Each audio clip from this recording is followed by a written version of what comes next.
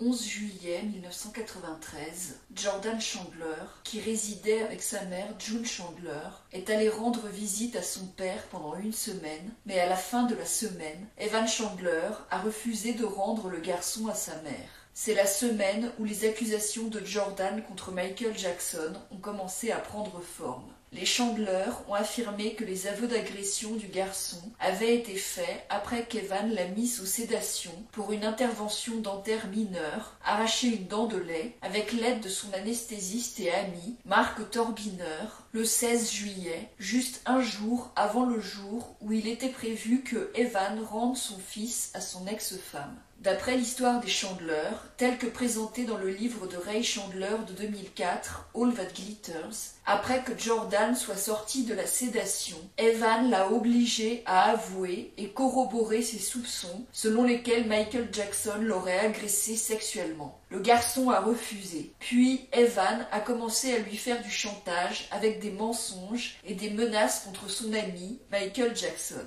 D'abord, Evan a affirmé qu'il avait mis la chambre de Jordan sur écoute. De son aveu, un mensonge. Lorsque Jordi est revenu de la cuisine, Evan a attaqué. « Assieds-toi et écoute très attentivement ce que je vais dire. Tu te souviens que quand tu es venu à la maison, je t'ai dit que si tu me mens, j'allais détruire Michael ?» Jordi a acquiescé. « Bien, garde ça à l'esprit, parce que je vais te poser une question. Tu te soucies de Michael ?»« Oui, » a répondu le garçon. « Tu pourrais dire que tu l'aimes, non ?»« Oui, et tu ne voudrais pas lui faire de mal. »« Non, d'accord. Alors, laisse-moi te rappeler quelque chose. Tu te souviens quand j'ai dit que j'ai mis ta chambre sur écoute ?» Jordi a acquiescé. « Eh bien, je sais tout ce que vous avez fait, alors tu devrais aussi bien l'admettre. » Mais Jordan est resté silencieux, apparemment peu impressionné. Et sentant cela, Evan a rapidement changé de tactique. Il a ensuite essayé de cajoler Jordan en lui disant qu'être bisexuel était non seulement normal, mais était cool en quelque sorte. Ça n'a pas marché non plus, Jordan ne disait toujours pas que Michael Jackson l'avait agressé. Alors les menaces d'Evan contre Michael Jackson sont devenues plus directes et plus agressives.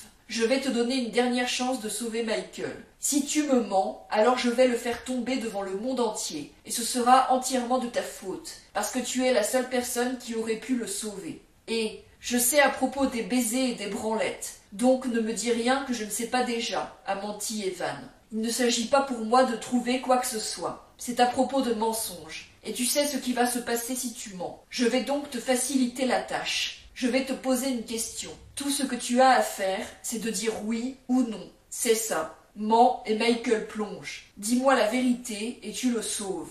Jordan, à ce moment-là, bien sûr, savait ce que son père considérerait comme la vérité et ce qu'il considérerait comme un mensonge, car Evan l'avait dit très clairement. Ray Chandler écrit dans son livre. Dans son cœur, Evan connaissait déjà la vérité. Il n'avait pas besoin de Jordi pour la confirmer. En d'autres termes, Evan avait l'idée fixe et préconçue que Michael Jackson avait agressé son fils et il accepterait seulement une confirmation de Jordan comme la vérité. Tout le reste serait considéré comme un mensonge et entraînerait Evan à abattre l'artiste. Et c'est après avoir supplié son père de ne pas blesser Michael Jackson que Jordan aurait cédé. D'accord, quelle est la question? Est-ce que Michael a touché ton pénis? Jordi a hésité. Puis, presque inaudible, il a chuchoté. Oui. Evan ne voulait pas insister davantage. Il avait entendu tout ce qu'il avait besoin d'entendre. Il a atteint son fils et l'a serré dans ses bras, et Jordi l'a serré. Nous n'en avons plus jamais parlé, a dit Evan plus tard au procureur du district de Los Angeles. Pour Evan, les détails importaient peu. Les murs de la prison s'étaient fissurés et j'étais confiant que le reste prendrait soin de lui-même. Après toutes ces menaces et le chantage, Jordan avoue avec un oui presque inaudible et nous devons croire qu'Evan n'a plus de questions. Son fils vient soi-disant juste d'avouer qu'il a été agressé, mais son père n'est pas intéressé par les détails, tels que quand, où, comment, combien de fois et ce qui s'est passé exactement. Dans quelles circonstances le pénis de son fils a été touché par un autre homme? En réalité, Evan dit plus tard au procureur de Los Angeles que nous n'en avons plus jamais parlé. Cela n'aurait de sens que si Evan savait qu'il n'y avait pas de détails à donner. Cela semble aussi être une tentative de la part d'Evan pour se distancer des accusations afin qu'il ne puisse pas être accusé d'avoir coaché son fils. Tous les détails fusionneraient plus tard quand nous entendrions parler de masturbation, masturbation mutuelle et accusation de sexe oral, mais ces détails apparaissent seulement après que Jordan a passé plus de temps sous la garde de son père et dans le bureau de l'avocat d'Evan, Barry Rothman, une personne qu'Evan lui-même décrit dans sa conversation téléphonique enregistrée avec David Schwartz comme le plus méchant fils de pute. Il faut souligner que l'histoire décrite ci-dessus du supposé aveu de Jordan sur l'agression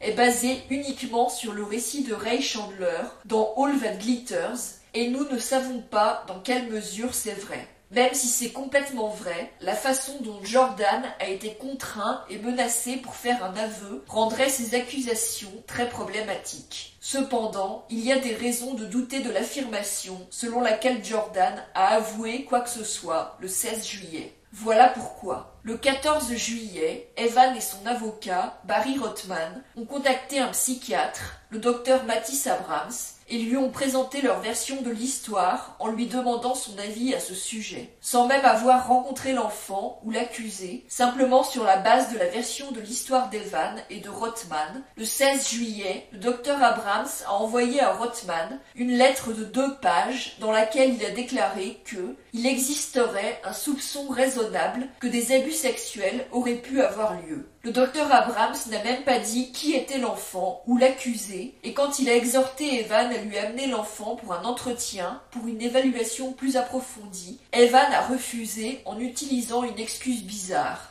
Evan a refusé, expliquant qu'il avait besoin de plus de temps pour décider quoi faire, parce qu'il craignait que si son fils et l'adulte étaient vraiment amoureux, ce qu'ils semblaient être, et qu'il les séparait en impliquant les autorités, la séparation serait traumatisante et son fils pourrait le haïr pour cela. « Je pourrais le perdre pour toujours s'ils sont séparés comme cela », a déclaré Evan au psychiatre. Au lieu d'emmener son fils chez le thérapeute pour savoir si ses inquiétudes étaient fondées ou non, Evan était plus intéressé pour utiliser la lettre du docteur Abrams comme un outil de négociation avec son ex-femme June et avec Michael Jackson. Dans All That Glitters, il est affirmé que le 20 juillet, la mère de Jordan, June Chandler, et son mari d'alors, David Schwartz, ont rencontré l'avocat d'Evan, Barry Rothman, dans son bureau. Durant cette rencontre, la lettre du docteur Mattis Abrams leur a été montrée et il leur a été demandé de signer un document qui transférerait la garde de Jordan de June à Evan. Bien que Barry Rothman et Evan Chandler voulaient convaincre June Chandler et David Schwartz que Jordan avait été agressé par Michael Jackson,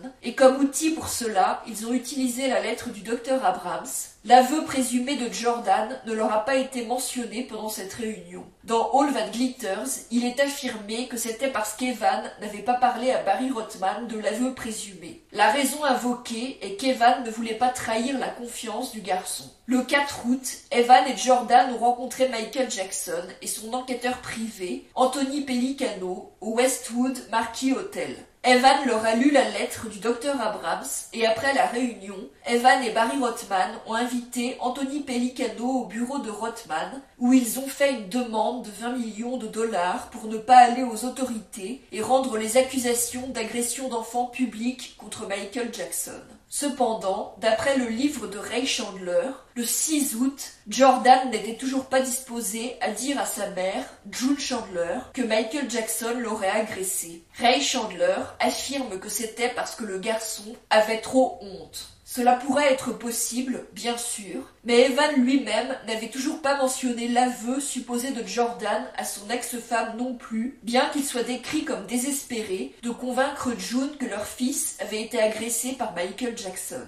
L'explication donnée dans le livre est encore une fois qu'Evan ne voulait pas trahir la confiance du garçon. Evan est cité dans le livre comme disant « Cela n'aurait pas dû avoir d'importance, de toute façon, croyait Evan. Je suis son père, et si je lui dis que notre enfant a été agressé, cela devrait suffire. » Le livre décrit une séquence particulière d'événements les 9-11 août. June a emmené Jordan au cinéma, mais Evan l'a seulement autorisée à condition qu'elle ne harcèle pas Jordi avec des questions. Gardez à l'esprit que pendant ce temps, Evan est désespéré de convaincre June que leur fils avait été agressé par Michael Jackson, mais il ne permet pas à June, la mère du garçon, de demander personnellement à Jordan à ce sujet. D'après le livre, le lendemain, June a de nouveau emmené Jordan à déjeuner et son mari d'alors, David Schwartz, et elle ont commencé à lui poser des questions. Qu'est-ce que ton père fait ? Combien d'argent a-t-il demandé ? Est-ce que Rothman demande la garde ? Le livre affirme que cela a amené Jordan à les menacer d'appeler les flics s'il ne le ramenait pas à son père. Donc, June l'a ramené à Evan.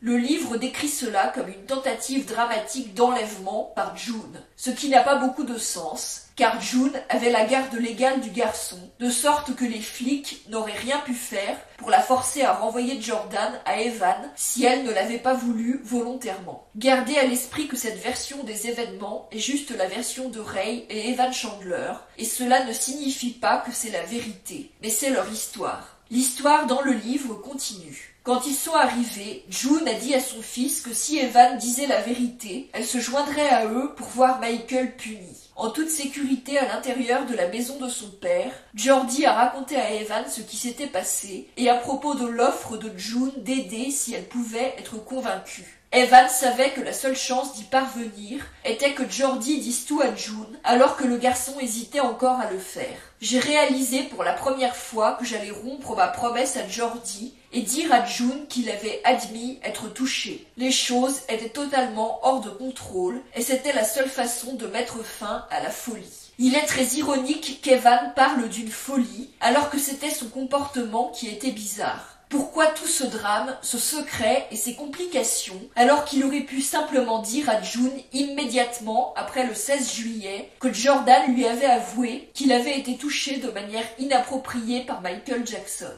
Devons-nous croire que, alors qu'Evan est décrit comme désespéré de convaincre June que Michael Jackson a agressé leur fils, pendant près d'un mois, il ne lui a pas mentionné la preuve la plus importante, le propre aveu de Jordan? L'explication selon laquelle Evan ne l'a pas mentionné parce qu'il ne voulait pas trahir la confiance de Jordan est difficile à croire compte tenu du fait qu'il n'a eu aucun problème pour trahir son fils ou lui mentir à d'autres occasions. De plus, Evan avait déjà affirmé à d'autres personnes, y compris June, que Michael Jackson aurait agressé Jordan, fondant son affirmation sur la lettre du docteur Abrams.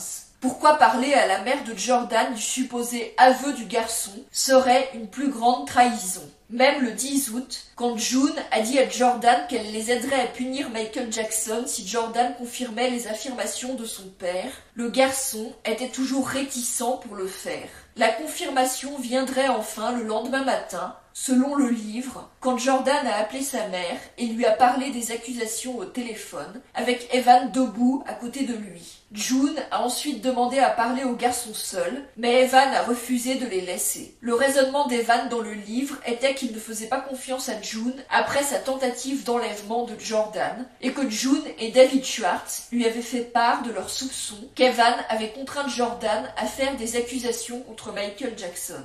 Avec les événements décrits ci-dessus, June avait une bonne raison de soupçonner cela, et le fait qu'Evan ne laisse pas le garçon lui parler en tête-à-tête n'était certainement pas le moyen de dissiper ce soupçon. Pas plus que le fait que pendant cette période, Evan et son avocat, Barry Rothman, continuaient d'exiger de l'argent de Michael Jackson.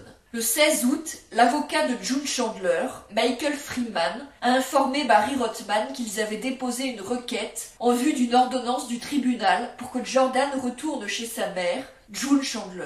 En réponse à cela, et frustré par le refus de Michael Jackson de le payer, le 17 août, Evan a emmené Jordan au docteur Abrams, où le garçon a fait pour la première fois ses accusations détaillées contre Michael Jackson, qui impliquaient inévitablement les autorités, rendaient les accusations publiques et accordait à Evan la possibilité d'obtenir la garde de Jordan. Dans le livre de Ray Chandler, on lit « Dans une conversation téléphonique la nuit avant que la demande de Freeman ne soit entendue devant le tribunal, Barry a conseillé à Evan qu'à moins qu'il ne veuille entrer dans la salle d'audience et accuser Michael d'avoir agressé Jordi, il n'est pas une prière de gagnant. June avait la garde légale et c'était tout ce dont elle avait besoin pour faire revenir Jordi. » À ce moment, Jordan était sous le contrôle de son père depuis 1 mois. Considérez le fait qu'au départ, Evan aurait dû rendre Jordan à sa mère le 16 juillet. Affirmer avec le recul que Jordan lui a avoué ce jour-là avoir été prétendument agressé par Michael Jackson serait un bon moyen pour Evan de justifier pourquoi il ne l'a pas fait. Cependant, les événements qui ont eu lieu entre le 16 juillet et le 17 août, tels que décrits ci-dessus, rendent cette affirmation